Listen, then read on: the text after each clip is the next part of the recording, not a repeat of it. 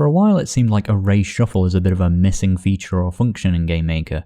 Of course, if you want to sort or randomize an array in GameMaker, you can do it the same way you do it in any programming language. It's a well-worn concept. But I'm here to make games, not learn programming. How can I do it fast and simple? Use array_sort. Normally, you can use this to sort an array in ascending or descending order, but you can define your own custom function for it just like this. This can be kind of intimidating or unintuitive for a beginner, like what are the rules of a custom function? That sounds super open-ended and complicated, but all you actually need to do is write a function that will run on every unique pair of array values and return either -1 or another negative integer if the first value should go first, 0 if they're equal and should stay as they are, or a positive value if the second value should go first. This has loads of potential uses, but one of the simplest and most ubiquitously useful is to simply return iRandomRange -1, 1, which will randomly sort each pair and give you a shuffled array. You can also put this into a global function to save time later. If you want more quick tips, tutorials, and live streams on GameMaker and game development in general, be sure to subscribe. Or if you really like what I do, maybe even check out my Patreon like these cool kids. Thanks very much. See you all next time.